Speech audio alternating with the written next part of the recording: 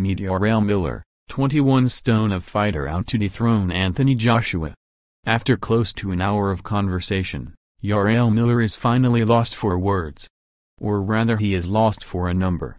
He is trying to put a figure on how many siblings he has, and it has proved a difficult task. "This is going to get complicated," he says. "My mother had a couple of kids and she raised me with my stepfather. Well, my older brother, Greg, sort of raised me, and he has 5 kids and I count them as siblings. Then it gets crazy. My biological father, that's a whole thing, man, he left. My aunt, she is a nurse and she doesn't lie, she says he has 20 kids. But my other aunt is a bit cuckoo and she says 15. If you asked me now for an answer, I'd probably have to go with 25 from all sides, give or take. It's quite large. Yes. Quite large. But then that's just about right for the American they call Big Baby, who weighs somewhere north of 300 pounds, 21 stone, and has never knowingly passed up an opportunity for comment. He is the all-shouting, all-raving contender who has barged his way into the path of Anthony Joshua, with whom he will share the boxing ring in his home city of New York on June 1st. Some folk don't like it, they wanted to see Joshua in with Deontay Wilder, Tyson Fury or Dillian Whyte. Some also object to Miller's actions and words, which in the past 9 days have included a shove in New York and doping accusations in London. His response? "Man, I don't give a s. Good, bad or tiresome, that's boxing." Brash words have a successful sales history, and Miller's payday for his role in raising American awareness of Joshua is around £5 million. That's the value Eddie Hearn and the power brokers see in him.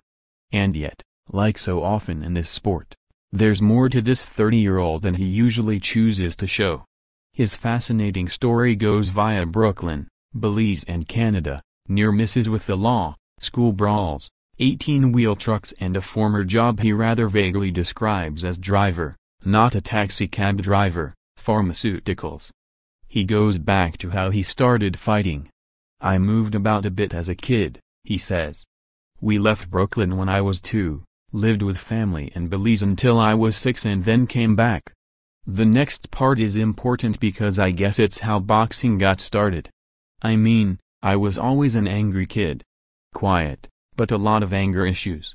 If someone said something to my sisters, I'd be throwing hands. When I was older, about 17, I remember pinning my stepfather against the wall because he was being wrong with my mom. That kind of anger. But as a kid, that anger gets you trouble from other people. In the end, that is why I had to go to Canada to live with an aunt when I was 13 because I was fighting too much. I remember in one 4-month period in junior high in Brooklyn, I got in 7 fights and one of them was really bad. This kid tried to charge at me and I did this football move on him, a chop block. I dived into his knee and he flipped over onto his back, and he was a bit up. A load of his boys came for me and I stomped them too. After that my mom was called in by the principal. He said he was going to expel me, so she sent me to my aunt in Canada. That was an experience, man. They were all so nice, so polite. In Brooklyn, it's all, kiss my a, but there, they were so proper. I loved them. There were only 2 black kids in the school, but they never treated me any different. I was there almost 2 years and I came back to Brooklyn, all relaxed. And then after 3 days some kid pinched my bike. Man, suddenly I was like, this Canadian S isn't going to work here, so I went off and stole someone else's bike. It was on that bike and on that very day that he first walked into a fighting gym, just shy of 15. Part of it was wanting to be able to fight, he says. I had it in my head from before Canada that I needed to learn to fight and to be able to defend myself against more than one person. But I ain't going to lie. I was riding that bike past the gym and in the window was a woman with big T. That's part of why I got off the bike and went in. Miller started kickboxing and at 16 took up boxing. He turned professional in the former in 2006 and the latter in 2009, with careers in the 2 sports running side by side, along with a number of other jobs, which currently includes his Big Baby trucking company. He owns two 18-wheelers, and a martial arts school that he runs. I've always been busy, I've done all sorts of things for work, he says. My first proper job was Dunkin' Donuts. I must have put on 70 kilograms in that place. And I worked in a car dealership for 6 months after leaving high school, at 16. I also worked security for 2 or 3 years, working as a bouncer. There's been other stuff. A driver, not a taxi cab driver, pharmaceuticals. It is not entirely clear how far Miller went down certain paths, just that he eventually righted himself.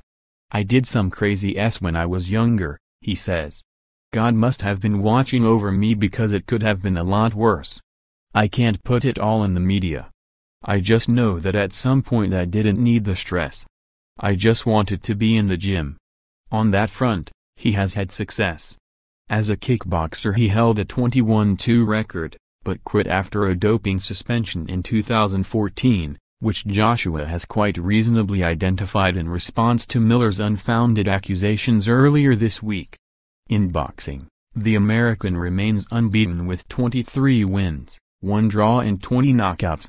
That he is called Big Baby is peculiar. His first manager thought it would get some publicity, and when Miller started turning up to his early fights in the nappy, it did. Then his results gained momentum, the name stuck, and now he is about to earn a fortune. But he has faced nothing like the sort of opponent he will encounter at Madison Square Garden. The general expectation is that it will be one-sided, assuming Joshua doesn't take things lightly. If there is a defense against suggestions this fight will be easily contested, it is that Miller is ranked No. 2 by the WBA and No. 3 with the WBO, and he does have a deceptively high punch output. He also claims to have been dropped only once in his sporting career, contrary to claims from Tyson Fury that he floored him 7 times in a single sparring session a few years back. That's Miller says. Fury didn't get me down once. Only time I went down was sparring in kickboxing. I took a spinning back kick in the stomach and that was it. Nothing in boxing. Be that as it may, Joshua has made a habit of battering the guys who face him. And the popular suspicion remains that if Miller is to back up his numerous words with an upset for the ages, he might need to bring a few of those siblings into the ring with him. He will no doubt enjoy trying to prove everyone wrong.